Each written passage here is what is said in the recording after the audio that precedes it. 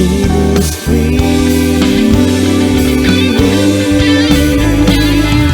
Iron Redeemer and Master Ministries.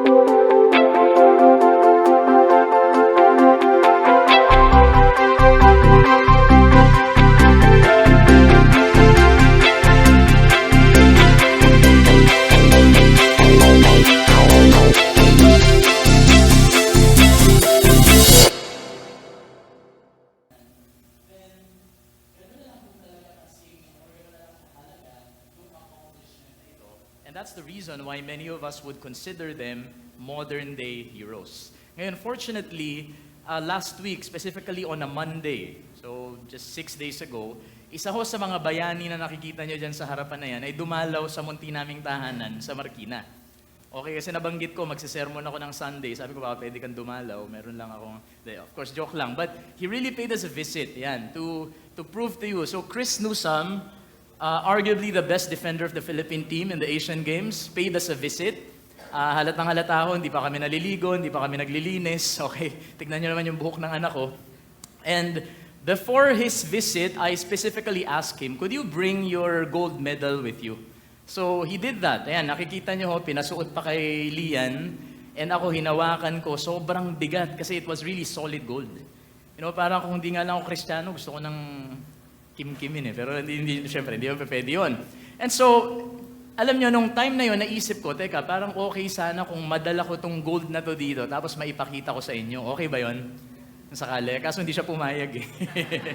Kasi solid gold, sobrang bigat. And then on the same day that he visited us, he was supposed to fly to the US to visit her mother. And syempre, nanay niya yung gusto niya ipakita yung medal. So, the bad news is, hindi siya pumayag na daling ko. Pero meron akong good news. Tanong niyo kung ano. Okay. Ang good news, napapayag ko siya na ipahiram sa atin yung gold medal niya sa SEA Games. 2023 lang yun. Kung di ako nagkakamali, April of 2023 sila nanalo ng SEA Games after they got defeated the previous year or two years prior to that. So, Brother Kim, pwede bang pakidala dito sa harapan? Ito ho yung medal na yon. This is an actual SEA Games medal. Okay? Ngayon, nakita ko yung mga nagtaas ng kamay kanina. Yung mga nagbabasa ng Philippians. Okay? So, pwede ho kayo magpa-picture with this. Yung mga hindi nagtaas, okay, belat kayo. Joke lang. Sige, so, Brother Kim, why don't you pass it around? Okay? So, kino-commission ko si Kim to keep an eye. Kasi pag ito ay hindi na naibalik sa akin, puto lang friendship namin ni Chris Newsome. So, sige, I will let Brother Kim pass it around. If you want to take a photo with it or just hold it, touch it, you can go ahead and do that. Yan. Hala ba tayong music dyan na Eye of the Tiger? Mga ganon? Joke lang. Sige. Siguro habang pinagpapasapasahan, baka pwedeng i-adjust pa natin tong sound kasi medyo nag-echo. Ayan. So ano ang pakiramdam? Mukhang nagtagal na dito eh. Paabutin nyo kay Nanay Oying kasi siya yung ginamit kong standard. Wala akong magsasanlahan sa church tayo. Okay, baka mamaya yung iba sa atin i-alok na meron akong ginto dito. Okay? Ngayon, ang tanong, sige, habang pinag-iikot-ikutan nyo, yung iba sinusuot pa, ayos Okay. Bilisan nyo daw ang pagpasa, 10:31 na. Ano ba yan? Oo nga. Sige. Ganito na lang, randomly, paabuti mo na dun sa dulo. Pahawak mo muna kay Nanay Oying para syempre, golden girl natin yan. Okay, so sa mga nakahawak, since kayong nakahawak, kayong tatanungin ko ha. Okay, so ang question ko sa inyo, how did it feel? Anong pakiramdam nung humahawak kayo ng isang totoong gold medal from the SEA Games? Ha? So, syempre, may selfie-selfie tayo dyan. Oo, dapat pala, naningil tayo ng kahit 5 pesos, ano. Isang selfie, baka kumita. Sayang. Ayan. So, ganito na lang ho. Sige, baka hindi na ho makaabot sa lahat eh. Pero mamaya pa pwede after ng sermon, ha? Pero titignan ko sino yung mga nakikinig. Yung mga hindi nakikinig, hindi pa pwede magpa-picture. Okay? Brother Kim, kunin mo na muna. Baka hindi makinig sa akin yung mga yan. Ayan. Sige, akala ko mabilis lang yung passing eh. Nung pa lang, tagal. Oo. Anyway, sa mga nakakuha ho nito or naka-feel nito, di ba? You touched it, you felt it. Kamusta ho yung pakiramdam? Felt good, no? Parang ang sarap. Siguro iba sa atin dito, na-experience natin magkaroon ng medal dun sa school, nung grade 1, grade 2, or whatever.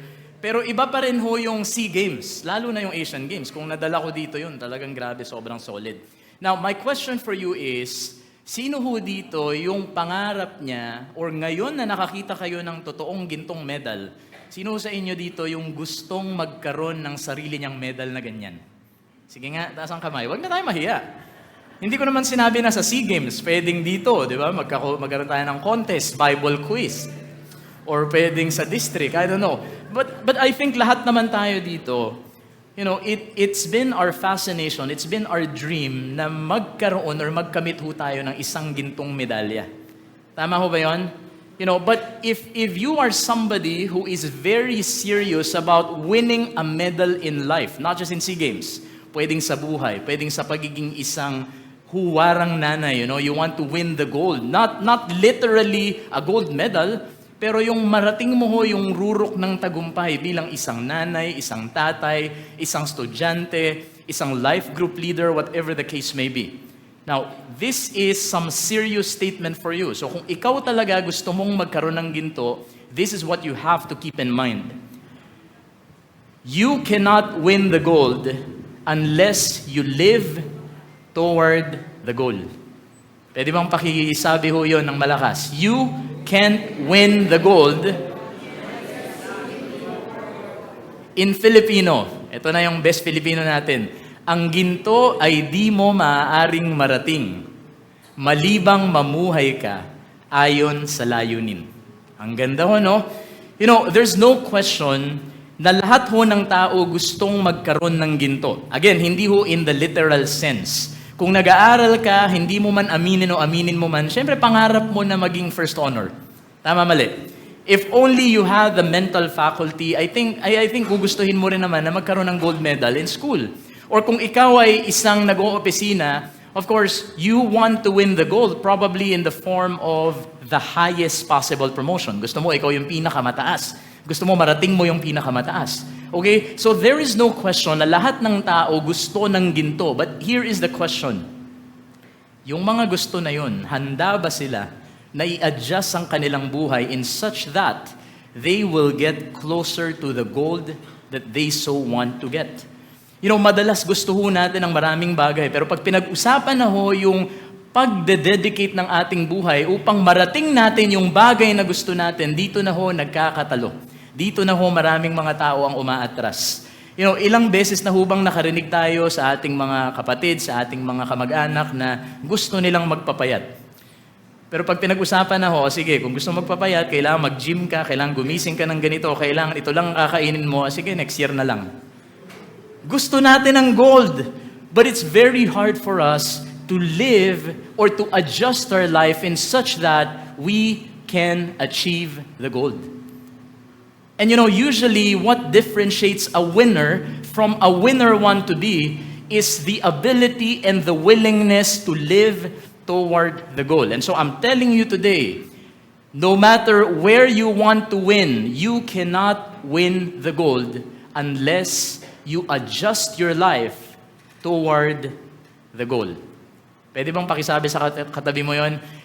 Ang ginto'y di mo maaaring marating, malibang mamuhay ka ayon sa layunin. Can you say that to your seatmates?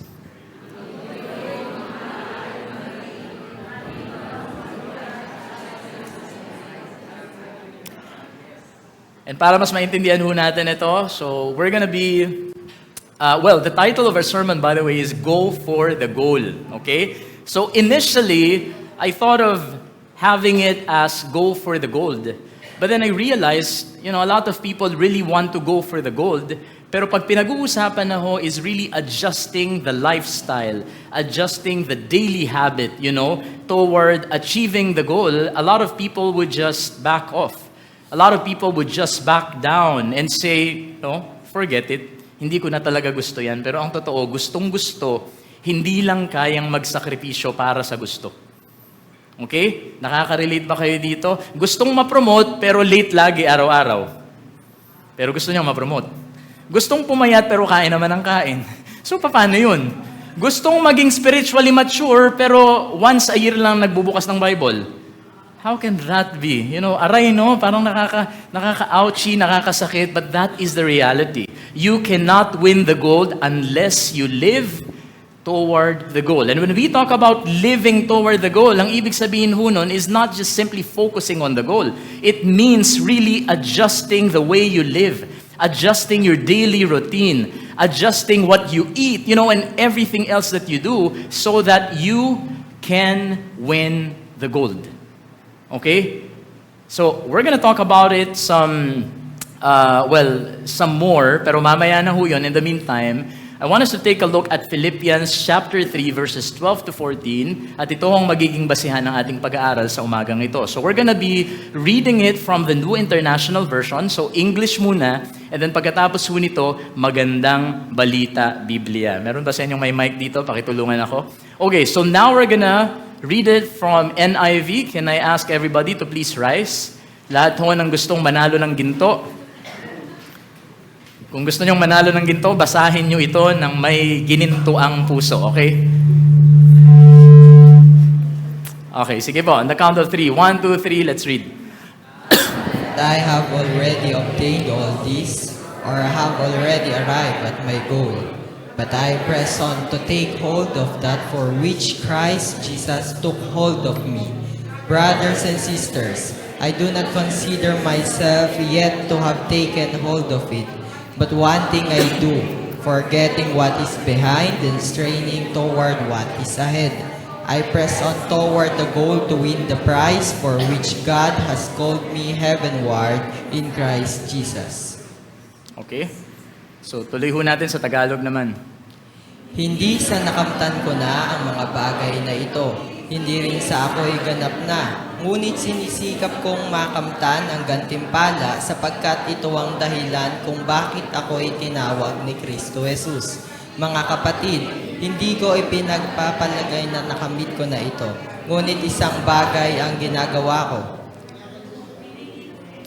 Habang nililimot ko ang nakaraan at sinisikap na marating ang layuning nais kong makamtan, nagpupunyagi ako patungo sa hangganan upang makamtan ang gantimpala ng pagkatawag sa akin ng Diyos sa pamamagitan ni Kristo Jesus, ang buhay na nasa langit. Sige ho, pwede na ho tayong umupo. Panginoon, salamat ho sa pagkabasa ng inyong salita.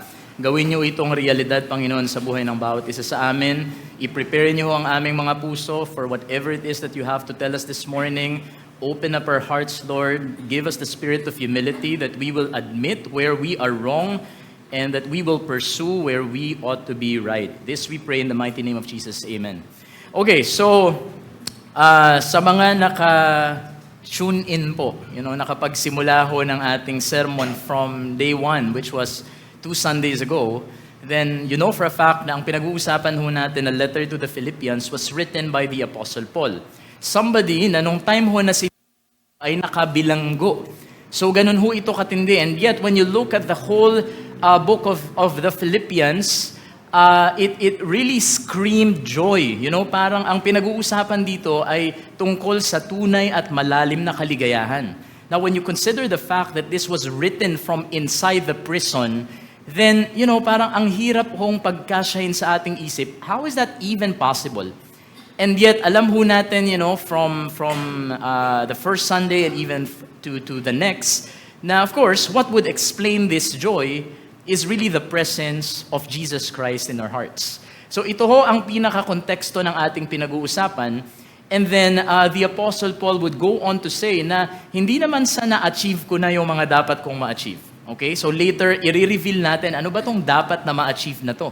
Ano ba talaga yung goal na ito? But in the meantime, we're just gonna focus on, the idea that we can never win the gold unless we live toward the goal. Ito ho exactly ang sinasabi ni Apostle Paul. And this is exactly what we want to dissect into 2 points. Okay? So, dalawang bagay ho. What are these 2 points or 2 steps to living toward the goal? If we are saying that we can never win the gold unless we live toward the goal, then we have to talk about ano ba yung dalawang bagay o ano yung dalawang hakbang na pwede ho nating i-take so that we can begin living our lives toward the goal. So here's the first step. First things first, we have to acknowledge our distance from the goal. Ibig sabihin, kailangan ho nating kilalanin ang distansya. Kailangan ho nating tanggapin, kilalanin at respetuhin ang layo ho natin mula sa bagay na gusto ho nating maabot. Ito ho yung tinatawag nating ginto. Or in the words of the Apostle Paul, the prize, that he really wanted so badly to take hold of. So here's the first thing. If you want to win the goal, if you want to achieve your goal, you first have to have the humility to acknowledge, na tanggapin na malayo ka pa. Or sa Filipino ho na pananalita, na marami ka pang bigas na kakainin. Diba? Yan yung kasabihan dati, marami ka pang bigas na kakainin. And maging honest ho kayo sa akin, pag nasasabihan kayo ng isang taong mas matanda, mas malakas, mas matalino, sinabihan kayo ng marami ka pang bigas na kakainin, ano ho yung pakiramdam nyo? Diba parang feeling nyo, nilalait kayo eh. Parang nakakalalaki to ha. Parang anong gusto mong sabihin? Wala na kaming makain na bigas, sasabihin mo, marami pa kami. Ang mahal-mahal na nga ng bigas, sasabihin mo, marami pang bigas na kakainin, baka pwedeng kamote. Of course, regardless kung anong sasabihin, usually it comes across as an insult. Insulto yan dun sa taong sinasabihan. But, not if you have the right mindset. Kung talagang seryoso at dedicated at determinado ka na ma-achieve ang gusto mong ma-achieve sa buhay, then it is imperative, kinakailangan ho, that you have the humility. Dapat meron ho tayong kababaang loob na tanggapin na wala pa talaga tayo doon, but the important thing is that we are on our way to achieving our goal. Alright? Pero hindi ho dapat nagkukunwari. Now, I want you to take a look at the words of the Apostle Paul. Ang sabi niya dito, not that I have already obtained all this, or have already arrived at my goal. Hindi naman sa na-achieve ko na to. Hindi naman sa nakuha ko na yung goal ko. And then he goes on to say, brothers and sisters, in verse 13, brothers and sisters, I do not consider myself yet to have taken hold of it. Now, when you consider the fact that the person writing this is somebody na sobrang taas ho ng status, sobrang ganda ho ng imahe, sa mata ng mga taong sinusulatan niya. Because after all, siya ho ang kinoconsider na father nitong church na to. And yet, dito niyo ho makikita yung humility ng tao na to, na kahit na ang ganda ng image niya, kahit na sobrang lofty ng reputation niya, he still had the humility to tell everybody, what? Alam kong a lot of you are idolizing me. I know that a lot of you are looking up to me, but hey, hold your horses because wala pa ako sa dapat kong marating. The reality is, kahit hinahangaan niyo ako, malayo pa ang aking lakbayin, marami pa akong kakaining bigas. So the question is, especially sa mga leaders na naririto, when I say leaders, I'm not just referring to the leaders in the church, but even the leaders at home. Do you have the humility na tanggapin at kilalanin, even before the people you are leading, na yes, hinahangaan ka nila, na yes, mataas ang tingin nila sa iyo, pero alam nyo mga anak, pero alam nyo mga life group partners ko, malayo pa ako. Malayo pa ako sa dapat kong puntahan. Do you have the humility to say that? Kasi when you take a look at the life of Paul, if anything, Paul had every reason, meron ho siyang karapatan na paniwalain ng mga tao at sabihin sa mga tao na, you know what? Okay na ako eh. Gayahin niyo na lang ako. I have already attained what I needed to attain. I have already been there, so you just listen to me. If there is one person na may karapatan ho na sabihin yon, it must have been the Apostle Paul. In fact, dito ho sa verses 5 to 6 of the same chapter, if you if you look, if you go back, to these verses, sabi ho dito, this is such a strong resume. Ang sabi dito, circumcised on the 8th day. Back then, it was a big deal. Siyempre, sa panahon natin ngayon, hindi naman big deal yung pagiging tuli. Pero sa panahon ho nila, sukatan ho yun ng righteousness. Okay? And then, he went on to say, sabi niya ho dito, he was of the people of Israel. He was a Jew, which was another big deal at the time. And then, he goes on to say, a Hebrew of Hebrews. Sabi niya dito, in regard to the law, I was a Pharisee, as if to say, I was an expert. Yung mga inaaral nyo pa lang, expert na ako dyan. And then, ano pang sinabi niya? As for zeal, ano ba sa Tagalog yung zeal? Yung, ano yon? Kasigasigan. Okay. So, pagdating sa zeal, siya daw ang nagpe-persecute ng church. Ngayon, sa lengguwahe natin ngayon, parang wala namang ka-proud-proud dyan. But then you have to consider the context that back in the day, hindi pa ho established ang Christianity. So sa panahon nun, ang tingin sa Christianity, ito ay isang kulto na bumabasag or nagcha-challenge dun sa established religion nila at the time. And so he was saying, you know what? I was the frontliner, or I was the front runner rather. Ako yung mismong nagde-destroy dyan sa kulto na minsang tinignan na natin na kulto. Pero alam naman natin na hindi. And then ang sabi niya dito, pagdating naman ho sa righteousness based on the law, faultless. Faultless. Wala kayong maipipinta sa akin. And yet, despite these very strong credentials or resume, ano ang sinabi ni Paul? Wala pa ako doon. Malayo pa ako. I have not really attained it. It's so unfortunate na sa panahon ho natin ngayon, with the proliferation of social media, nabubuhay ang maraming tao, na gustong makuha ang likes, makuha ang positive comments ng ibang tao. Marami ho sa atin ngayon na mas mamatamisin pa hong magkunwari na okay sila kaysa maging totoong okay sila. Are you with me? Dito na nga lang sa church, pag tinanong mo kapatid, kamusta ka na? Kagabi lang gusto nang mag-suicide nun. Pero pag tinanong mo yon, kung kamusta na siya, sabi niya, okay lang po sa biyaya ng Panginoon with matching golden smile. And then a lot of people think that they're doing themselves a favor by faking it. In fact, meron pa nga mga tao nagsasabi, fake it until you make it. I don't believe so. I don't think so.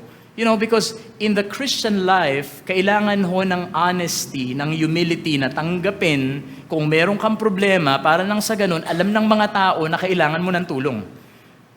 Every time na magpapaka-strong ka, kahit deep inside, you are already getting destroyed, then hindi mo masisisi yung mga tao if they're not gonna offer you a helping hand. Because you are coming across as somebody na hindi na nagkakamali, as somebody na perfect na. Walang pinagkaiba yan sa school. Pag lagi ka na lang magpapanggap na naiintindihan mo yung algebra, kahit ang totoo, ang tingin mo doon, parang kung ano-anong numero lang, paano ka tutulungan ng kaklase mo? Paano ka tutulungan ng teacher mo? Nagpapanggap ka, pagdating ng exam, bagsak. Hindi mo ba? O sa mga bagong mag-asawa dito, yung mga sabihin na natin, yung babae, pwede namang umamin na hindi pa marunong magluto. Pinilit na magluto ng kare-kare, ang labas yun, dinuguan. Hindi umamin Wala namang problema, ba't nakakababa ba ng pagkatao kung sabihin mo na, you know what? My goal is to become the best possible wife, pero malayo pa ako doon, pero with your help, I think I can go there. And by the grace of God. But it all begins with the humility of acknowledging that you still are far, malayo ka pa dun sa kailangan mong puntahan. So pakikalabit ho yung tao sa gilid nyo. Tama na ang pagpapanggap, ha? Sabihin mo, okay, tama na ang pagpapanggap. Yung ibang tao, sasabihin, January, sige, ang gagawin ko ngayon, ang New Year's resolution ko, magpapapayat ako by 20 pounds. Pero hindi niya matanggap na kaysa or instead na bumaba ang timbang, tumaas pa. So anong gagawin? Itatago lahat ng weighing scale sa bahay. Walang makakaalam kung ano na nangyayari sa akin. Tapos by the time na patapos na ho yung taon, yun, mas bumigat. Why? Kasi hindi ma-acknowledge na malayo pa siya dun sa goal niya. Eh anong gusto mo? Yung magkukunwari ka o papayat ka? Di ba ang goal mo ay pumayat, hindi magkunwaring payat. Okay? Pero hindi ho yun ang pinag-uusapan natin, ha? Example lang. Or wala akong pinagkaiba dun sa sino dito yung, sa mga estudyante dito, sino yung gustong graduate with honors. Aminin nyo na, sino yung may goal dito? Okay, gusto nyo graduate with honors. Pero pag lumabas na yung report card at nakita nyo na medyo bumaba kayo, anong gagawin nyo? Magpe-pretend na wala kayong nakita? Or dudoktorin yun? Hindi naman talaga to 77 eh. 87 yan, nagkamali lang si ma'am. Or pag tinanong kayo ng magulang nyo, anak, kamusta yung pag-aaral mo? Okay na, okay. Pati nga nung report card mo, pinarekto muna sa pinakita.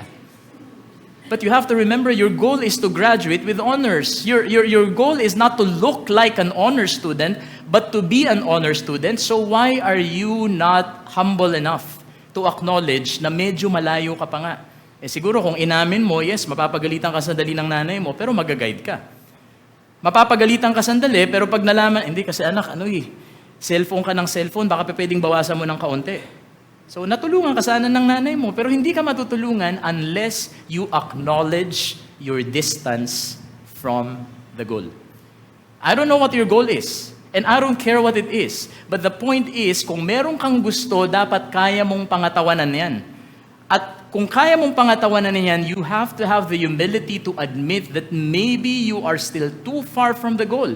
But the reality is, when you acknowledge your distance from the goal, in effect, you are actually making yourself closer to achieving it. Tandaan mo natin yun, ha? Kapag meron ho tayong kababaan ng loob, natanggapin sa ating sarili kung gaano pa tayo kalayo sa gusto nating marating. In effect, mas pinapalapit ho natin ang ating sarili dun sa bagay na yun. Ang opposite ho nito, kapag in denial ka at ayaw mong makita gaano ka kalayo dun, gusto mong i-deny, gusto mong magkunwari na hindi ka pa malayo, then you are actually drawing yourself farther and farther from the goal na dapat sana ho ay mas nilalapitan mo na if only you have the humility and the maturity to acknowledge where you stand in relation to where you want to be. In fact, even sa mga organizations, isa ho sa mga ginagawa ko ay strategic planning. Napakahalaga ho sa strategic planning yung gap analysis. Pag sinabi mo ho na gap analysis, as an organization, you want to evaluate where you are now. Let's say in terms of finances, in terms of manpower, in terms of whatever. And then gap analysis would mean na titignan mo kung gaano kakalayo dun sa goal na gusto nyo sanang marating this year or in the coming years. Madalas pag nagkakaroon ng gap analysis or mga SWOT analysis, nagkakaroon ng samaan ng loob kasi lumalabas dyan yung kahinaan, lumalabas dyan yung mga kapalpakan ng mga tao. But the reality is, kung hindi mo papalabasin yung kapalpakan na yun, hindi yun maa-address. Are you with me? Kung hindi mo matatanggap at hindi ka magkakaroon ng kababaan ng loob na natanggapin na, sige, ito nga yung mga pagkakamali natin, ganito nga tayo kalayo sa goal natin, then how on earth can you address it in the first place? In fact, in a gap analysis like this, para magkaroon ka ng action plan, dapat alam mo muna kung ano ang problema at kung gaano kakalayo sa gusto mong puntahan. Because based on your analysis of where you stand in relation to where you want to be, susunod ho yung mga tama at karampatang action steps na dapat mong gawin. Okay? For example, kung ang goal mo ay mabasa ang buong Philippians in 1 month, at tinanong ka ng leader mo, kapatid, Kim, kamusta ang pagbabasa mo ng Philippians, ng Book of Philippians? So, meron kang 2 options. Actually, 3. Una, magpanggap kang napipi ka at hindi ka makapagsalita. Of course, joke lang yun. Pangalawang option na legit, magsinungaling ka. Di ba? Sabihin mo na, okay naman po, nai-enjoy ko nga. Pero nai-enjoy niya pala, hindi yung pagbabasa. Yung pagsa-cellphone. Okay? Or, yung pangatlong option na pinakamaganda, ang pwede mong sabihin, Pastor, pasensya na, naging sobrang busy ako, pero actually hindi talaga yung pagiging busy ko ang problema. Feeling ko kulang ako ng dedication. But I will try to make it better. Please pray with me, tapos monitor niyo ho ako everyday. So that is the right attitude. You see, dahil umaming ka, dahil nagkaroon ka ng humility to acknowledge your distance from the goal, then mas matutulungan ka ng ibang tao at mas kaya mo ring tulungan ng sarili mo. Kaysa yung magkukunwari ka, okay lang po, before you know it, natapos na ng buong BCF, ang buong Bible, ikaw nandun ka pa rin sa Philippians. Kamusta naman yun? So it all begins with acknowledging your distance from the goal. Because you cannot win the gold unless, what? You live. And living toward the goal starts by acknowledging your distance from the goal that you want to achieve. Now, that's the first step. And now we're going to move on to the second and final step. Second is to align your priority with the goal. Can you say that with me? Align. Align. Sige, ginawa nyo ba yun nung bata kayo, yung align? Pwede bang gawin nyo sa katabi nyo? Align. Okay, para lang matandaan natin yung word, di ba? Align. Bago mag-appear, align muna. Bago mag-close open, align. Bata pa lang ho, alam na ho natin ang ibig sabihin ng align. Tama, mali? Ganito ang itsura ng align. Hindi ho pwedeng align. Hindi ho pwedeng align. Hindi pa pwede yun. You know, pinagtatawa na natin, but most of the time, that's what we actually do. Meron tayong gustong gawin, meron tayong gustong puntahan, pinapaalam natin sa lahat ng tao na, you know what, ito ang goal ko sa buhay, pero pag tinignan, paano mo ini-spend yung araw mo papunta dun?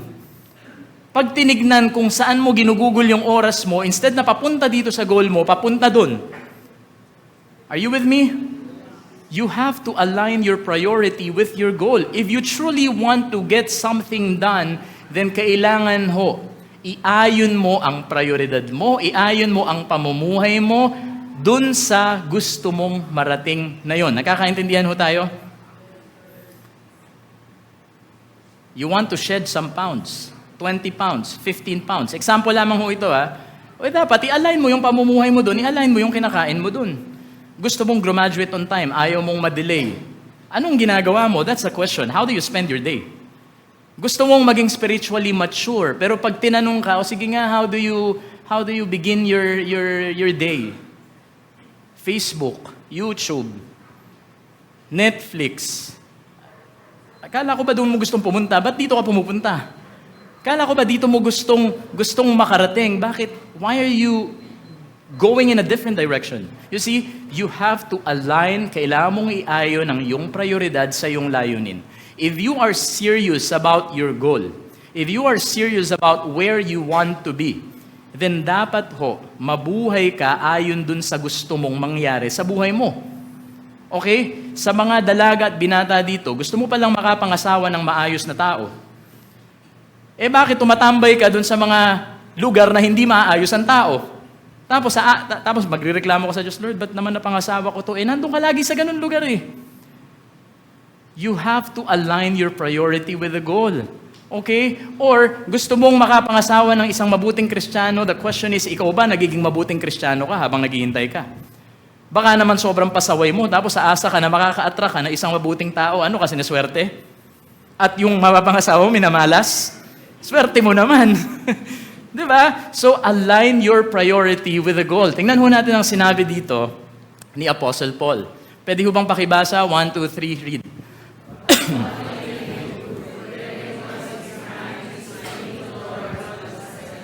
But one thing I do, you see, this is very important.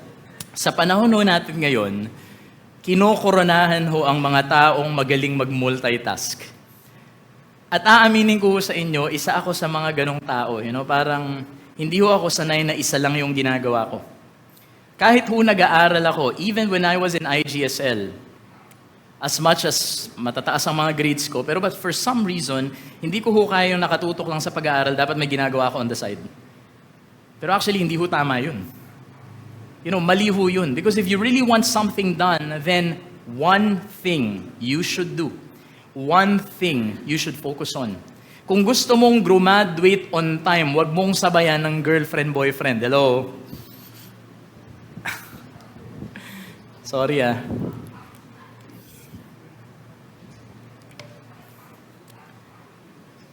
gusto mo pala na ganito mangyari sa'yo, tapos ang dami mo pang ibang gagawin, how can you possibly go to where you should be if you're going in a lot of different directions? One thing you do. Itong sinabi ko ni Apostle Paul, one thing I do. Now, this is very important. Anong sabi niya dito? Forgetting what is behind. Focus muna tayo doon. Forgetting what is behind. When you align your priority with the goal, it is a must that you forget what is behind. Madalas pag pinag-uusapan ho natin yung pagkalimot sa nakaraan, normally, ang pumapasok sa isip natin yung mga bad experiences, di ba? Na tipong, kalimutan mo na kasi yung mga failures mo dati. Kalimutan mo na kasi na dati ay ganito ka. Para nang sa ganun ay makapag-move on ka sa iyong buhay. Wala akong mali doon. Okay? Pero dito ho sa tagpong ito, when the Apostle Paul said, forget what is behind, he was referring to not only the bad things in the past, but also the good ones. In fact, madalas ho, ang mas pumipigil ho sa atin so that we can get to our goal, so that we can get to our promised land, is not really or are not really the bad things, but usually it is the good accomplishments, you know, the things na we were so proud of in the past. At tingin natin dahil nagawa natin yun in the past, wala nang karapatan ng kahit sinong tao na maliitin o i-correct tayo ngayon dahil, hindi mo ba naalala? Isa ako sa mga nagtaguyod ng iglesyang ito. At kung ngayon man ay sinisira ko ito, wala kang magagawa doon dahil look at the past. Naalala mo yung ginawa ko noon, nag-mission ako dito? So kung hindi man ako gumagalaw ngayon, wala na kayo doon because look at my accomplishment. So usually ito pa ho ang nagiging hadlang. You see, madalas ho sakit natin to eh. Kahit sa mga mag-asawa, sakit to. Di ba yung mga tipong kunyari mag-aaway? Ang pag-aawayan about sa present na concern. Let's say, sobrang kalat na nung asawang lalaki, hindi na nga tumutulong sa paglilinis, tapos nagyayaya pa ng barkada, ang kalat-kalat, ang baho-baho. O anong sasabihin ng lalaki pag kinorek nung babae? Sabihin ng babae, honey, baka naman pwedeng wag nang masyadong makalat kasi napapagod na ako, 3 yung anak natin, nagsa-sideline pa ako. Tapos ano sasabihin ngayon ng lalaki? Grabe naman. Para ganyan lang, kung mapagsalitaan mo ko, gano'n na lang, hindi mo ba naalala yung mga ginawa ko sa yung mabubuti? Hindi mo maalala nung time na ganito, ganyan, pinatawad kita, hindi kita pinaglaba, akong naglaba. Tapos ngayon, ito lang kakwestiyonin mo. Nakaka-relate ba kayo?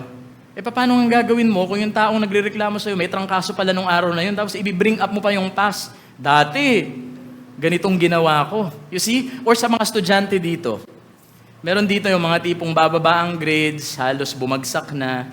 Pagpapagalitan ng nanay, sasabihin, bakit? Nung grade 1, first honor ako O ano ngayon? College ka na ngayon, binabalik mo pa yung grade 1. Ang bihira naman, ano yung pag nagtrabaho ka, ano sasabihin mo? Pag nag-a-apply ka, first honor po ako nung grade 1. Who cares? Yes, at that time, it had value, natuwa ang magulang mo, pero it belonged to the past. Okay? Huwag mo nang i-bring up ngayon dahil ibang usapan na ngayon. Kahit sa trabaho, hindi mo pwedeng laging sabihin na, bakit dati perfect attendance ako? Ang question ngayon, absent ka na absent ngayon eh. So kung hindi ka kung perfect attendance ka man noon, nagpapasalamat ang boss mo sa'yo dati, pero ngayon sinasabihan ka na huwag ka nang malit ngayon and stop bringing up the fact that before you were a model employee because you're no longer a model employee now and you have to do something about it. Are you with me?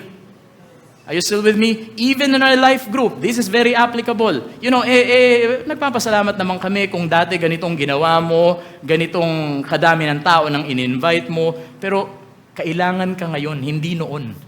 Tapos na yung noon. Hindi kami nagpapasalamat. Hindi sa hindi natin na-appreciate yun. But one thing that you have to realize is that pag ang pinag-uusapan ho natin ay pagtakbo or pagiging bahagi ho ng isang race, wala naman hong nagre-race sa nakaraan. Ang race ho ay laging kasalukuyan. Hindi ka rin tumatakbo para sa hinaharap. Tumatakbo ka sa kasalukuyan. You see that?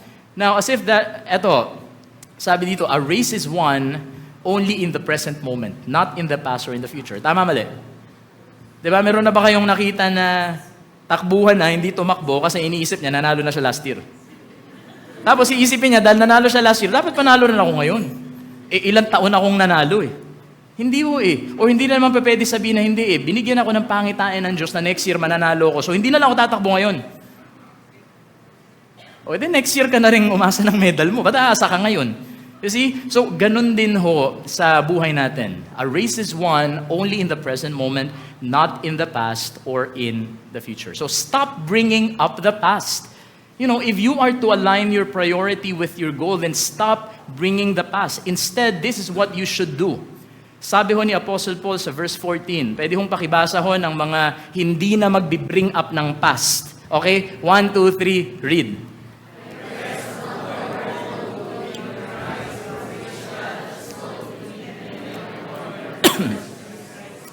Yan.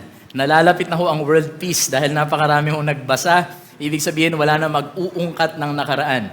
So I press on toward the goal to win the prize for which God has called me heavenward in Christ Jesus. Alright? Pag sinabi ho natin na press on, this gives you the idea na lahat ng fiber ng muscle mo, kung ikaw ho ay isang tumatakbo, lahat ng organs, body organs, lahat ng energy that you have inside your body, lahat ho yun ay tinutuon mo. In other words, ina-align mo dun sa goal mo of winning the prize. In other words, of finishing the race and finishing it well. You see? So that's what you mean by aligning. Like everything you've got, you direct it, you channel it toward that one thing, toward that goal. Now the question is, what is your goal? Ano ho ba ang goal nyo? Pag sinabi nyo sa akin kung anong gusto nyong mangyari, ang itatanong ko sa inyo, sige, itong gusto mong mangyari, anong ginagawa mo sa araw-araw? Paano mo ini-spend ang araw mo? Anong oras ka gumigising? And I can tell you how serious you are about that goal. Kung seryoso ka sa goal na yan, then dapat ho mag-reflect yan sa prioritization mo ng mga ginagawa mo sa araw-araw. I want to give you an example. How many of you know Usain Bolt? The fastest man, right? Fastest man, fastest athlete. Siya ho yung talagang record-breaking sa Olympics at sa iba pang mga competition. Sobrang bilis ho ng tao na to. Sa sobrang bilis niya, nakakangiti pa siya sa camera habang yung mga kalaban niya, hirap na hirap tumakbo. But he always wins. Now, I tried to Google kung ano ho ang ginagawa niya sa araw-araw, especially, at the height of his career. Unfortunately, wala ako nakita. And so, syempre, usong-uso yung AI ngayon. Tinanong ko yung isang AI. So, tingin mo ba, ano ang daily routine ng isang champion runner like Usain Bolt? Ito ho yung lumabas. Ayan, nababasa niyo po ba? So, 6 a.m. gigising, wake up in the morning, meron siyang routine, pwedeng nagdi-devotion, whatever. And then 6:30 a.m., breakfast and nutrition. Nababasa niyo ho ba sa likod? Mga nasa likod? Okay. Ano ho, 7:30 a.m., sige nga, kung nababasa nyo, anong ginagawa niya? First training session, 7:30 a.m. Ano hong ginagawa natin pag 7:30 a.m.? Nagpapatay ng alarm. Diba? Kasi matutulog pa. And then, 9:30 a.m., meron siyang recovery. 10 a.m., may snack and hydration. 11 a.m., strength and conditioning. Hanggang matapos ho ng 9 p.m., 10 p.m., pupunta na ho yan, bed and rest. So you see, umiikot yung buhay niya, naka-align yung buhay niya dun sa goal at sa gold na gusto niya hong makuha. You see? Ngayon, kung titignan niyo ho yung schedule na to, at hindi niyo alam kung kaninong schedule to, I think it is easy to assume and it is reasonable to say that this is the schedule of a champion. Tama, mali? This is the schedule of a champion. Now, I want you to take a look at a different person's schedule. Ito naman. So, 6 a.m. nananaginip pa siya ng nakakatawa. Ayan yung mga tipong tulog, tapos nagigigil. Tapos 6:30, pinapagpatuloy niya ang napanaginipan niya. Okay? 7:30 a.m., gigising para lang kasi naiihi. Pero babalik ulit sa kama. Nakaka-relate ba kayo doon? Sleep again. Tapos 9:30 a.m., mag-wake up, pero para i-snooze lang yung alarm. Ano ba namang alarm to? Papatayin. So 9:30 a.m. na tayo. Tapos 10 a.m., Praise God kasi gigising na talaga. Okay, so gumising na ng 10 a.m. 11 a.m. magbabrunch, meron pang coffee, may cake, hindi naman nag-exercise. Okay, 12 noon nanood ng EAT sa TV5. Ayan, hindi ko in-endorse yun ha. Tapos 2 p.m., nakuha pang mag-afternoon na pagod sa ginawa niya sa buhay niya. Tapos 3:30, sige, gumising, nag-YouTube ng mga 30 minutes. In fairness ang ganda. Tapos 4 p.m. nag-Facebook para i-stalk yung ibang tao. 4 p.m. Sino sa inyo yung gano'n na schedule? Nakaka-relate? 5 p.m., in fairness 5 p.m., nag-dinner na siya. At may nutrition pa. Wow, in fairness.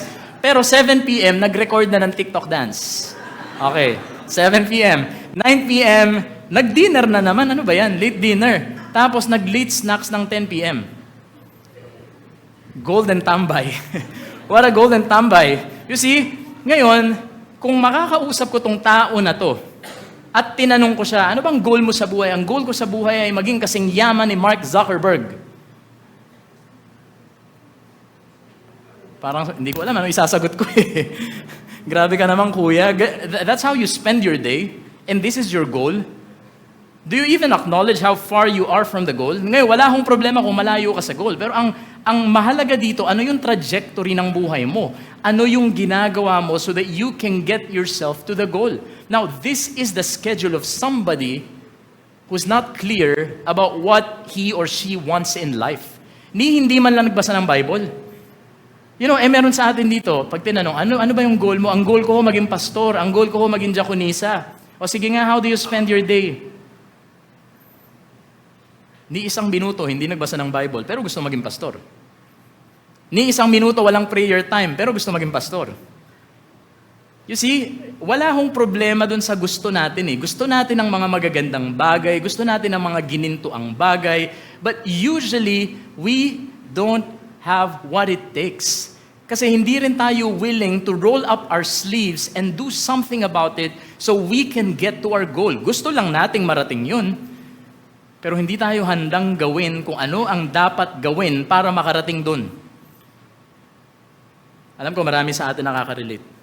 Gustong ma-honor, gustong mag-diet, gustong magpalakas, gustong maging spiritually mature. Pero pag tinignan mo how they spend their day, where they go, you know, the places that they go, the books that they read, there is so much misalignment.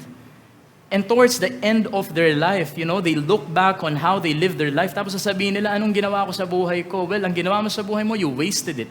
Because you had your goal. And the goal was very good, very, very good, and yet you did not live your life accordingly. You did not align your priority. Tapos magugulat ka na you didn't get to where you wanted to be.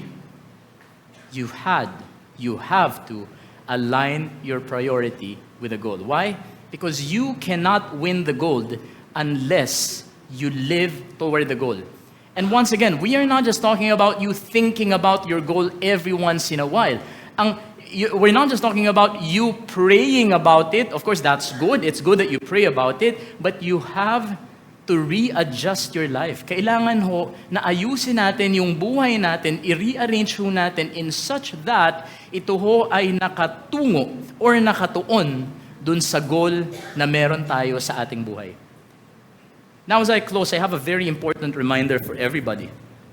Tulad doon ang nasabi ko kanina, hindi ko alam kung ano ang goals natin. Iba-ibang goals natin dito. But I want to tell you that if you truly are a Christian, all of the goals that you have, whether it is to graduate with honors, whether it is to have your own happy family, whether it is to raise your children, you know, all these goals are very good, are very important. But if you are a Christian, lahat ho ng goals na ito ay sub-goals lamang. This is not the main thing. In fact, when we look back at what the Apostle Paul was saying, but one thing I do, one thing, what is that one thing? If you are a Christian, may I submit to you that your goal in life and everything else, you know, will just be reduced to being a sub-goal. Kahit ano pa yan, pagiging mabuting nanay, pagiging mabuting leader ng life group, lahat ho yan will have to be subject to this overarching, most important chief goal in the life of every Christian. And you cannot miss this. Because if it is true that you want to follow Christ and it is true that your hand is in the life of Christ, then your goal, whether you are a mother, a father, a student, a worker, or whatever the case may be, this has got to be your goal. So what is the goal? We've been talking about the goal. We've been talking about focusing all our energy on the goal. We've been talking about living toward the goal. Now we answer the question, ano ba ang goal ng isang Kristiyano? The goal is to know Christ and to become like Him. If this is a goal that does not appeal to you, then you have to answer or to ask yourself, Lord, am I truly following you? Lord, am I truly a Christian? Because if you truly are a Christian, okay, I don't care how many sub-goals you have in life. You want to be a doctor, you want to be a lawyer, wala akong masama dun. The Lord will even support you, all right? There's no problem with that. But the most important thing in a Christian's life, and if there's a goal that you can pursue all your life, regardless of where you are, whether you're working here, you're working abroad, it doesn't matter. You have your own child, you don't, you still have your parents with you around, or you don't, the goal remains the same. And that is to know Christ and become like Him. I don't know, anong sitwasyon mo sa buhay ngayon? I don't know what stage of your life you are at now.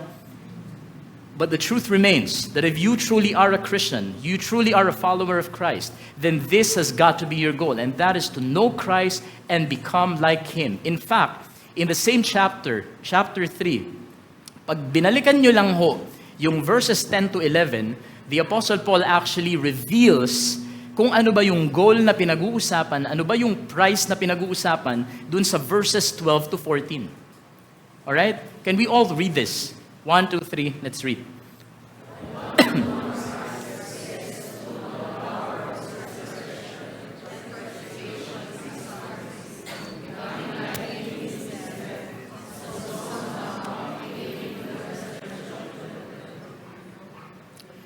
Know Christ and become like Him.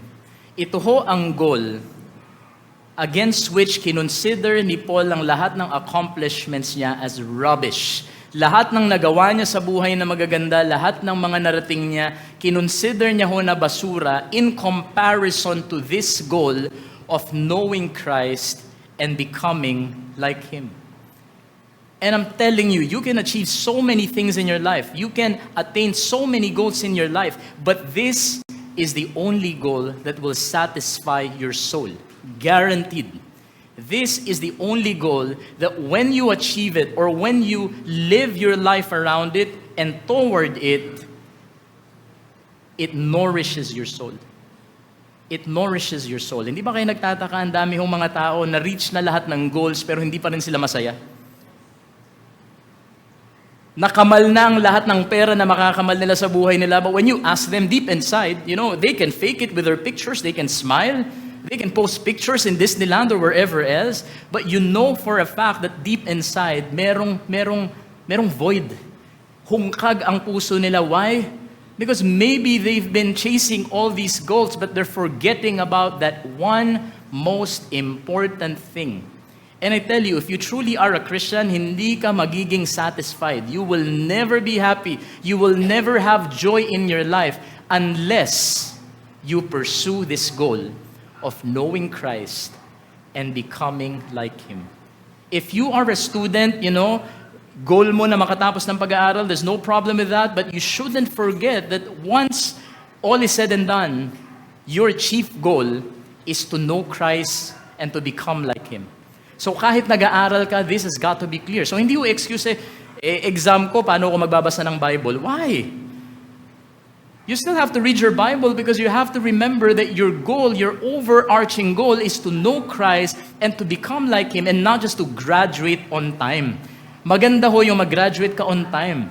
But in eternity, you know, it's rubbish. Basura lamang ho yan when you compare it to knowing Christ and becoming like Him. I'm not saying that you don't graduate. You should. Because mas magagamit ka ng Panginoon if you have your degree. But what I'm saying is, if you are gonna do that at the expense of the most important goal, then you are missing the point. You are missing the point. So let me ask you this. Ngayon na klaro na ako sa inyo. that this is the chief goal that we have. And it doesn't matter what role you play. You may be a mother. You may be a life group leader. Posibleng kaka-attend mo lang dito sa church. But now that this is already clear, my question to you is, do you have the humility now to acknowledge how far you are from this goal? Lahat ho tayo, kahit ako malayo pa ho dito. And I praise God because I have you, I have the other pastors praying for me, my wife reminding me, pointing out my mistakes. Because at the end of the day, ang goal ko ho is not to come across as somebody na sobrang magaling, somebody na sobrang maaasahan nyo, somebody na sobrang banal, because I can throw all these things just so I can know Christ and continue knowing Him and becoming like Him all by His grace. All other goals are rubbish compared to knowing Christ and becoming like Him. So from this moment on, I want you to pray to the Lord and ask the Lord to make it very clear to you, to put this goal in your heart, because this is the only goal that is worth pursuing. All other goals are secondary. This is the main thing. Know Christ, to know Christ, and to become like Him.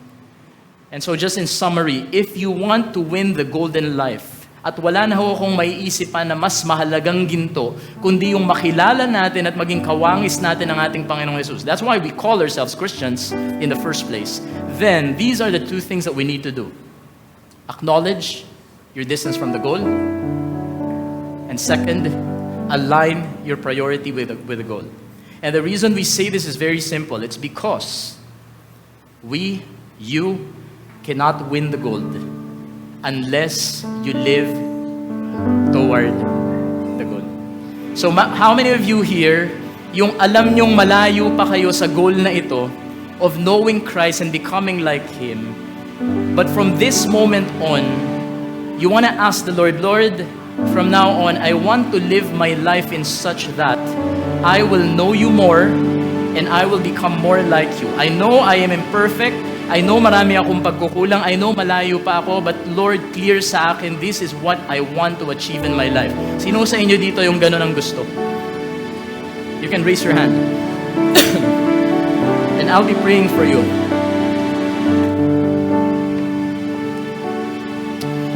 Can I ask everybody who is serious enough to pursue the goal of knowing Christ and becoming like Christ, whether you are a student, you are a worker, you are a parent,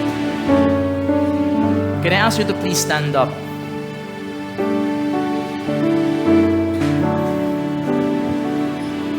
Meron sa inyo dito siguro all your life, you've been asking the Lord, bakit never akong nasasatisfy? Bakit kahit anong marating ko sa buhay, kahit nasan ako, Panginoon, bakit parang laging may kulang sa puso ko? It is a good thing that Christ is already in your heart if you've already accepted Him as your Lord and Savior. But I'm telling you, nakulang pa rin ang buhay mo, magiging hungkag pa rin ang buhay mo, if you won't be serious and determined enough para i-pursue yung nag-iisang goal that will give you 100% satisfaction, and that is to know Christ and to become like Him. So if you are this person, you can pray with me. And I'll be praying with you. I'll be praying for you. Panginoon, marami ho kaming gustong gawin sa aming buhay. Marami kaming mga pangarap. Karamihan naman dito, Panginoon, mga mabubuti, mga magaganda, mga glorifying sa inyo, even sa aming mga magulang. But Lord, this morning, you have revealed to us that if there is one goal against which all other things are going to be rubbish, if there is one goal that we should be living our lives toward, Lord, this is the goal of knowing You and becoming more like You. Because unless we know You, Lord, corny to eh. Unless makilala ka namin, Panginoon, parang ang babaw nitong sinasabi ko, parang irrelevant, Lord. But I know for a fact that once they have tasted how good You are, that once they have come to know You, Lord, there is no turning back. That is the time when your people will realize na ito pala ang kahulugan ng isang buhay na kasiyasiya. Ito pala ang kahulugan ng isang buhay na masagana. And Lord, this is the life that we all want to pursue starting today. Give us the humility to acknowledge where we stand in relation to this goal. And give us the courage and the grit and the determination, Lord, to align the way we live our lives, the way we spend our time toward this goal of knowing you, because, Lord, you are worth knowing. You are worth fellowshipping with. You are worth serving. And you are the only one whom we would like to become. Whatever it is that's getting in the way, ano man ang sitwasyon namin sa buhay, Panginoon, kumilos ho kayo. By the power of the Holy Spirit, Lord, we ask you, i-reroute niyo ang aming buhay, i-redirect niyo ang aming buhay, so that starting today, kahit gaano man kami kalayo, Panginoon, we will begin to live our life toward the most important goal that we can ever have, Lord, and that is to know you and to become like you. Thank you, Jesus. Thank you, Jesus. And we give you all the praises. We give you all the honor and the glory and the adoration. In the mighty name of Jesus. Amen and amen.